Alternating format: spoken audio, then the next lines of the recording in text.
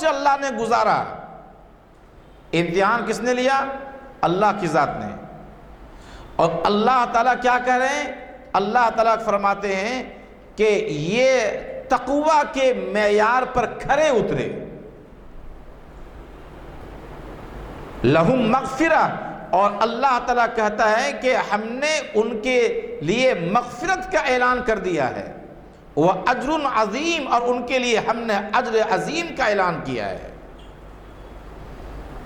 اس طرح قرآن کریم میں کہیں اللہ نے ان کے بارے میں کہا اولئک هم المفلحون، یہ کامیاب لوگ ہیں، اولئک هم الراشدون، یہ نیک لوگ ہیں، اولئک هم الفائزون، یہ کامیاب ہیں۔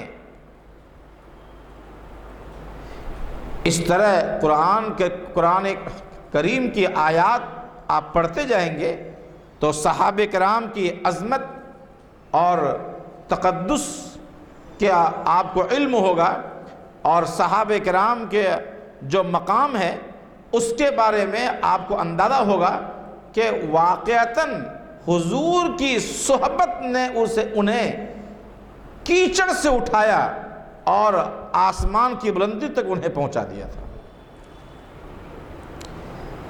اسی لیے تو حضور علیہ الصلوۃ والسلام نے فرمایا تھا اکرموا اصحابی فإنہم خیارکم، کچھ نہیں ہے تو اتنا تو سمجھو کہ تم سے اچھے ہیں، کیوں اپنی زبان کو خراب کرتے ہو؟ تم سے تو بہتر ہیں، تم سے تو اچھے ہوں گے، میری کم سے کم میرا تو لاج رکھو، میری صحبت کا تو لاج رکھو کہ انہیں میری صحبت حاصل ہے، انہوں نے ایمان کے حال میں مجھ سے ملاقات کی ہے، انہوں نے میرا زمانہ پایا ہے۔ حضور علیہ الصلوۃ والسلام جہاں جس گلی سے گزرے اللہ تعالیٰ نے اس گلی کو ساری گلیوں پر فوقیت دے دی۔ جس شہر میں آپ آئے، مکہ سے مدینہ آئے تو مدینہ پہلے یثرب تھا، لیکن حضور علیہ الصلوۃ والسلام کے آنے کی بنیاد پر مدینۃ الرسول بن گیا۔ اللہ تبارک و تعالیٰ نے حضور کو یہ مقام عطا فرمایا تھا کہ آپ کے جسد اطہر سے جو ذرہ جو چپک گیا، جو چسپاں ہو گیا، جو لگ گیا، اللہ تعالیٰ نے اسے آفتاب و مہتاب بنا دیا۔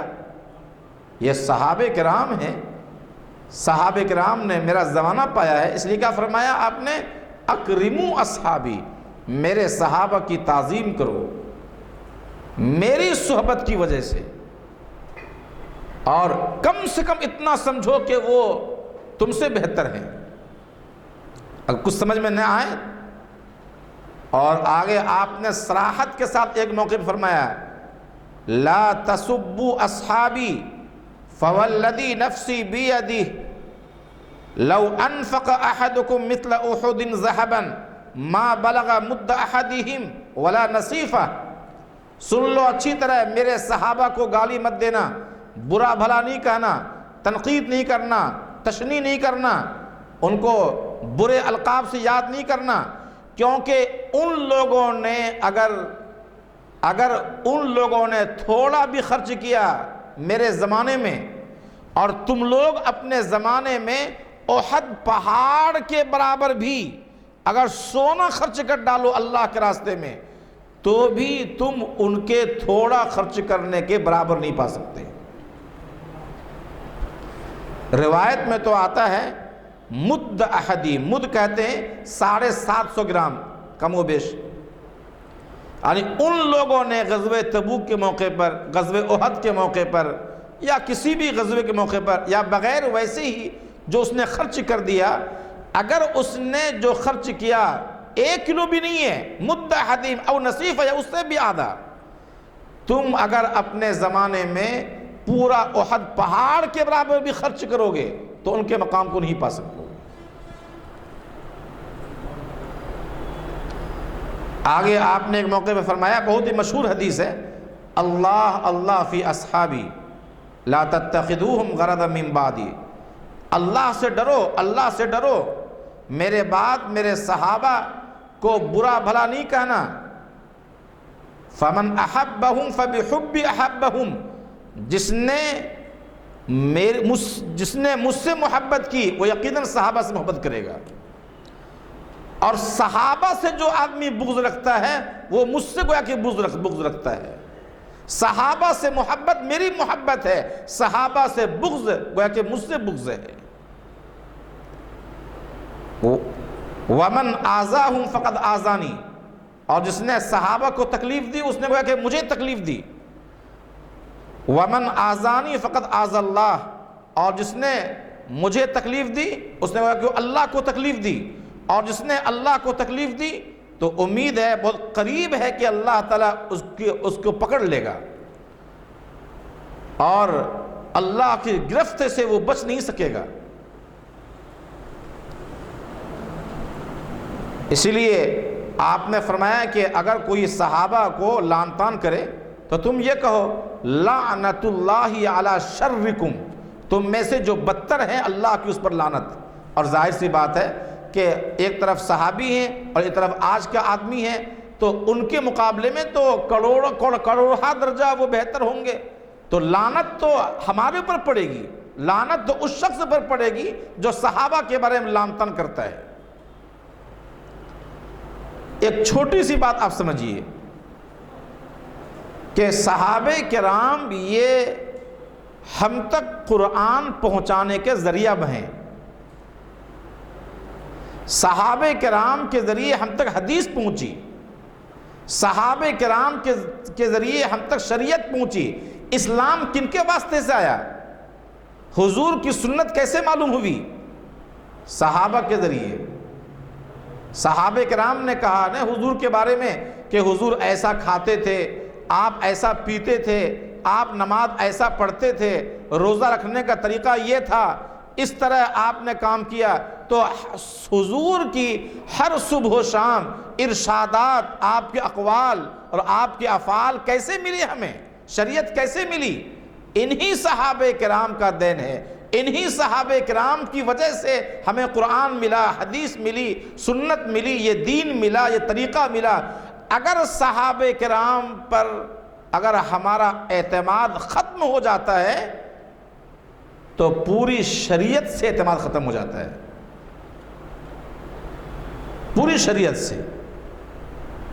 مان لیجئے کہ ہمارے پاس جو نل میں پانی آ رہا ہے، ٹنکی میں اگر پانی خراب ہے اور وہیں اگر پانی آلودہ ہو جائے، خراب ہو جائے، تو ہمارے نل میں پانی صاف کہاں سے آئے گا؟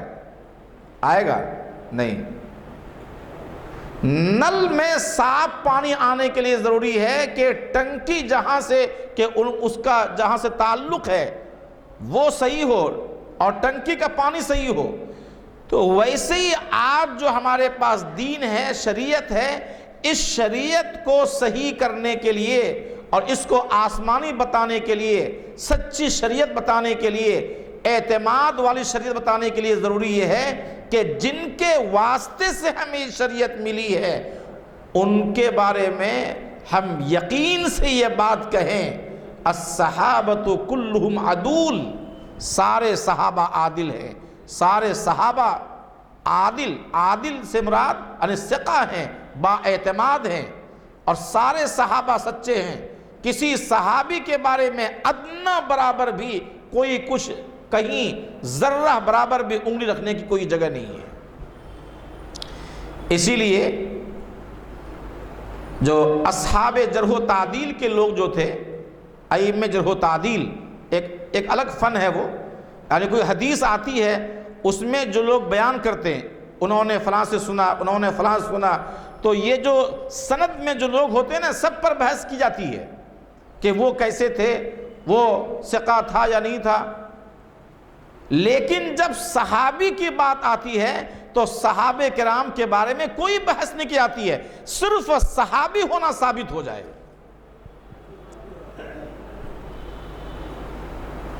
لوگوں نے سیدنا حضرت معاویہ رضی اللہ عنہ سے زبان کھولنا شروع کیا۔ حضرت معاویہ، حضرت معاویہ صحابی پیغمبر تھے، ٹھیک ہے، حضرت معاویہ رضی اللہ عنہ نے اپنے بعد اپنے بیٹے یزید کو ولی عہد مقرر کیا، اور یزید کے حکومت میں حضرت حسین رضی اللہ عنہ کی شہادت ہوئی، یقیناً یہ المناک واقعہ ہے، دردناک واقعہ ہے، اور ہم اس کی پرزور مذمت کرتے ہیں، لیکن بیٹے کی غلطی کی وجہ سے باپ کو لعنت نہیں کریں گے۔ حضرت نوح علیہ السلام کا بیٹا کنعان تھا، کنعان مشرک تھا کہ نہیں؟ کنعان مشرک تھا، اور کفر کے حال میں وہ دنیا سے چلا گیا۔ حضرت نوح بار بار کہتے رہے کہ آؤ میرے کشتی میں سوار ہو جاؤ، اور اس نے کہا کہ نہیں، ہم کو ضرورت نہیں ہے۔ پھر کیا ہوا؟ ڈوب گیا۔ تو شرک سے بڑی اور کوئی چیز نہیں ہے، کفر سے بڑا۔ لیکن کیا کنعان کی بنیاد پہ حضرت نوح کی عصمت پر کوئی حرف آئے گا؟ کوئی اس میں شکوہ ہوگا؟ کوئی فرق آئے گا؟ نہیں۔ تو اسی طرح حضرت معاویہ رضی اللہ عنہ کے بیٹے یزید کے زمانے میں کوئی غلطی اگر ہوئی اور اس کے فرمان کی وجہ سے یا کوتاہی کی وجہ سے اگر اتنا المناک واقعہ پیش آیا تو حضرت معاویہ رضی اللہ عنہ کے تقدس میں اس میں کیسے شکوہ آ سکتا ہے؟ یہاں سے لوگوں کا ذہن خراب کرتے ہیں۔ یہ جو اسلام مخالف لوگ ہیں، یہ اہل سنت والجماعت کے جو اور ان کے مخالف عقیدے کے جو لوگ ہیں، خاص طور پر شیعہ اور رافضی جو لوگ ہیں، وہ یہی بولتے ہیں، لوگوں کا ذہن خراب کرتے ہیں کہ حضرت معاویہ پہلے تو کہتے ہیں کہ وہ صحابی نہیں ہے، جبکہ ان کی صحابیت ثابت ہے، بخاری شریف سے ثابت ہے، کتابوں سے ثابت ہے۔ حضرت عبداللہ ابن عباس رضی اللہ تعالیٰ عنہ کے پاس کسی نے حضرت معاویہ کی شکایت کی، کسی عمل کی، تو حضرت عبداللہ ابن عباس نے فرمایا ان کے بارے میں کچھ بھی مت کرو، لقد صحب النبی صلی اللہ علیہ وسلم، کیونکہ انہوں نے حضور کی صحبت اختیار کی ہے۔ اور ایک روایت میں ہے کہ آپ نے فرمایا ان کے بارے میں کچھ مت کہو، کیونکہ وہ خود فقیہ ہے، خود وہ مجتہد ہے، فقیہ ہے۔ اس بنیاد پہ حضرت معاویہ رضی اللہ تعالیٰ عنہ یہ صحابی ہیں۔ جب یہ بات پکی ہو گئی کہ صحابی ہیں، اور صرف صحابی نہیں بلکہ کاتب وحی تھے، کاتب وحی، 163 احادیث حضرت معاویہ رضی اللہ عنہ سے مروی ہے، 163 احادیث۔ تو وحی کی کتابت بھی کرتے تھے، روایت ہیں بخاری شریف میں اگر حضرت معاویہ رضی اللہ عنہ کے ذات پر دھبا آئے گا اور اعتماد اگر ہمارا ختم ہو جائے خدا نخواستہ ایک سیکنڈ کے لیے، تو آپ یہ بتائیے کہ انہوں نے اپنے ہاتھ سے قرآن کی جو آیتیں لکھی ہیں ان کا کیا ہوگا؟ اور 163 جو روایتیں ہیں احادیث مبارکہ، ان روایتوں کا کیا ہوگا؟ حضور علیہ الصلوۃ والسلام نے ان کے لیے دعا فرمائی ہے، اللہم اجعلہ ہادیا مہدیا واہدی بہ، اے اللہ ان کو ہدایت دینے والا رہبر بنا دیجئے، ہدایت یافتہ بنا دیجئے، اور ان کے ذریعے سے دوسروں کو ہدایت دینے کا فیصلہ فرما۔ 20 سال تک کم و بیش حکومت انہوں نے کی ہے، 20 سال تک۔ یہ الگ بات ہے کہ خلفائے راشدین کے زمانے میں جس طرح خلافت چلتی رہی علی منہاج نبوہ، ان کے زمانے میں تھوڑا سا سکم آیا تھا اور وہ طریقہ باقی نہیں رہا تھا، لیکن ظاہر سی بات ہے کہ جو یہ زمانہ گزرے گا ویسے فرق تو آئے گا۔ لیکن 20 سال تک جو انہوں نے حکومت کی، وہ اس 20 سال میں کبھی کسی کو بغاوت کرنے کی جرأت نہ ہو سکی، اور مضبوط خلافت کی، مضبوط انہوں نے حکومت کی۔ حضرت عمر فاروق رضی اللہ عنہ کے زمانے میں وہ ملک شام کے گورنر تھے، حضرت عثمان غنی رضی اللہ عنہ کے زمانے میں ملک شام کے گورنر تھے، جو لوگ حضرت معاویہ رضی اللہ عنہ پر بولنا شروع کرتے ہیں اور یہ جرأت کرتے ہیں تو آہستہ آہستہ دیگر صحابہ پر وہ بھونکنا شروع کر دیتے ہیں، اور تجربے کی بات ہے جن لوگوں کے دلوں سے اولیاء کرام کی عظمت ختم ہوئی، بزرگوں کا احترام ختم ہوا، اور جن لوگوں کی زبان چلنے لگی، لان تان کرنے لگا اولیاء کے بارے میں، وہ اگر یہاں نہیں رکا تو آگے چلتے چلتے صحابہ پر بھونکے گا، اور صحابہ پر جو لوگ بھونکتے ہیں اور بولتے ہیں یا ان کے بارے میں تنقید کرتے ہیں تو اب وہاں سے جا کر کے انبیاء بھی ان سے نہیں بچتے۔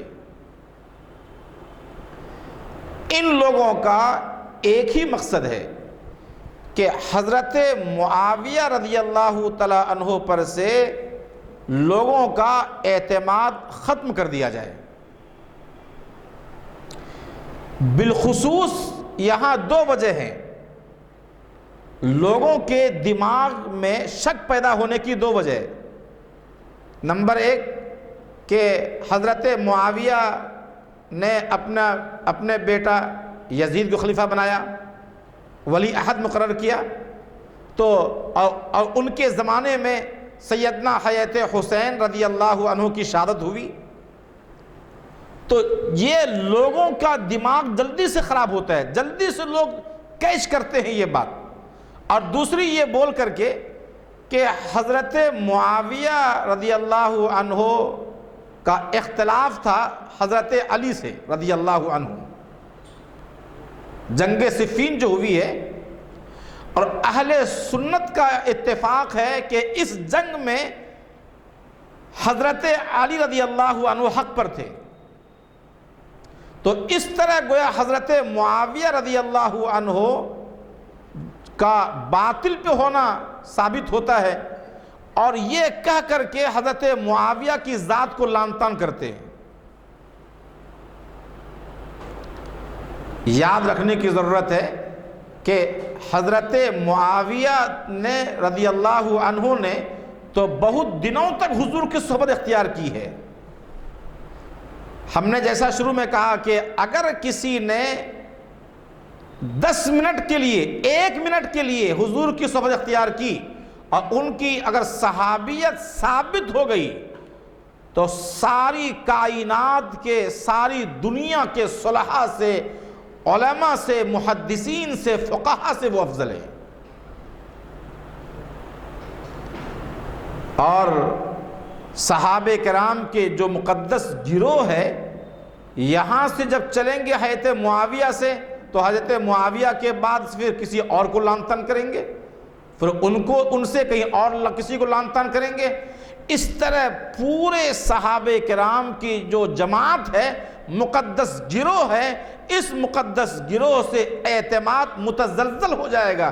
جب اعتماد متزلزل ہوگا تو ہمارے پاس جو شریعت ہے وہ شریعت ہی ختم ہو جائے گی۔ اللہ تبارک و تعالیٰ نے صحابہ کرام کو اتنا بڑا مقام کیوں دیا؟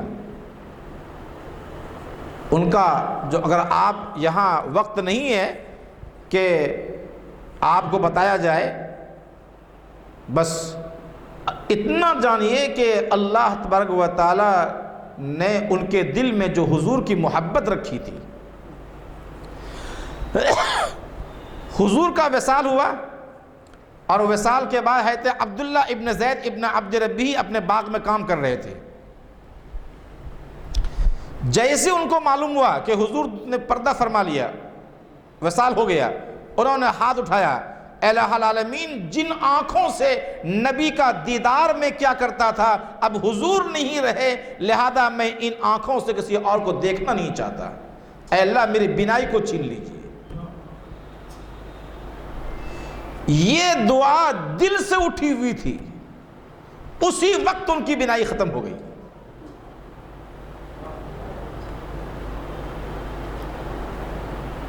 جنگ احد کے موقع پر حضرت طلحہ رضی اللہ عنہ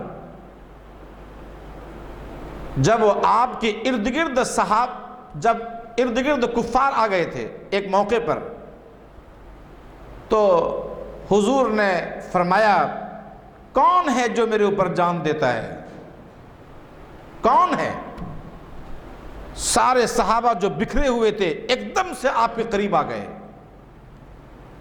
قبیلہ انصار کے 7 صحابی آپ کو آ کر گھیر لیا انہوں نے۔ حضور کی طرف جو تیر آ رہا تھا، تلواریں جو آ رہی تھیں، نیزے آ رہے تھے، ان نیزوں کی وجہ سے یکے بعد دیگرے 7 انصاری صحابی وہی شہید ہو گئے۔ زیاد ابن سکن وہ صحابی تھے کہ جب گرے اور آخری وقت تھا تو حضور نے فرمایا کہ انہیں قریب لے کر کے آؤ۔ بس جیسے وہ قریب ان کو لایا گیا، انہوں نے اپنا چہرہ حضور کے قدم پر رکھ دیا اور روح پرواز ہو گئی۔ ان سے زیادہ کامیاب دنیا میں کون انسان ہو سکتا ہے؟ حضرت طلحہ جو عشرہ مبشرہ میں سے ہیں، جو بھی تیر آتا وہ اپنے ہاتھ سے روکتے تھے، یہاں تک کہ ہاتھ سے روکنے کی وجہ سے ان کا ہاتھ زندگی بھر کام کرنا چھوڑ دیا تھا، شل ہو گیا تھا۔ ڈھال بنے ہوئے تھے حضور کے لیے، اور جب بھی حضور اپنا مبارک سر اٹھاتے تو حضرت طلحہ فرماتے، کہتے یا رسول اللہ آپ اپنا مبارک سر نہ اٹھائیں، کہیں آپ کو خدا نخواستہ کوئی تیر نہ لگ جائے، میں آپ کے لیے سپر ہوں، میں جب تک زندہ رہوں گا آپ کو کوئی زخم نہیں لگ سکتا ہے۔ آپ نے اس موقع پہ فرمایا تھا کہ طلحہ کے لیے جنت واجب ہو چکی ہے۔ حضرت ابو دجانہ رضی اللہ عنہ، انہوں نے یعنی وہ آپ علیہ السلام کے لیے اپنے آپ انہوں نے ڈھال بنا لیا تھا۔ اس طرح یکے بعد دیگرے جو صحابہ کرام تھے، عروہ ابن مسعود ثقفی صلح حدیبیہ کے موقع پر اس نے جا کے کہا تھا واپس جا کر کے کفار سے، مت چھیڑو محمد ابن عبداللہ کو، معلوم ہے ہم نے بڑے بڑے جانثاروں کو دیکھا ہے، محبت کے دعوے کرنے والوں کو دیکھا ہے، لیکن خدا کی قسم جو محبت اصحاب رسول کرتے ہیں محمد سے، اور جو محبت ان لوگوں کے دلوں میں ہے اپنے رسول سے، اپنے پیغمبر سے اور محمد سے، میں نے زندگی میں کبھی نہیں دیکھا۔ یہاں تک کہ حضور اگر کہیں محمد تھوکتے ہیں تو کسی صحابی کے ہاتھ پہ پڑتا ہے۔ آپ جب وضو کرتے ہیں تو اس کا پانی لے کر کے وہ اپنے چہرے پہ مل لیتے ہیں۔ یہ صحابہ کرام کا عمل تھا جو آپ کی اتباع کی، اور اسی اتباع کی وجہ سے اللہ تعالیٰ نے ان کو مقام عطا فرمایا تھا اور ان کو اللہ نے وہ درجہ دیا تھا۔ آج اس عمل کو کرنے کی ضرورت ہے، دہرانے کی ضرورت ہے۔ صحابہ کرام کے عمل کو بہرحال اپنی زندگی میں داخل کرنے کی ضرورت ہے۔ اللہ تعالی ہم سب کو عمل کی توفیق عطا فرمائے۔ وآخر دعوانا الحمد للہ رب العالمین۔ اللہم صلی علی سیدنا محمد وعلی آل سیدنا محمد وبارک وسلم۔ لا الہ الا انت سبحانک انی کنت من الظالمین۔ الہ العالمین مت اپنے فضل و کرم سے ہم سب گناہوں کو معاف فرما، اے اللہ ہم سب کی خطاؤں کو معاف فرما، اے اللہ ہم سب کی لغزشوں کو درگزر فرما۔ مولا کریم ہمیں عمل کی توفیق عطا فرما، اے اللہ ہمارے کہنے کو سننے کو ذریعہ مغفرت بنا دیجئے، ذریعہ نجات بنا دیجئے۔ ہم میں جو بیمار ہیں سب کو شفاء کلیہ عطا فرما، اے اللہ دنیا سے جو لوگ جا چکے ان تمام کی مغفرت کے فیصلے فرما۔ ربنا تقبل منا انک انت السمیع العلیم وتب علینا یا مولانا انک انت التواب الرحیم برحمتک یا ارحم الراحمین والحمد للہ رب العالمین۔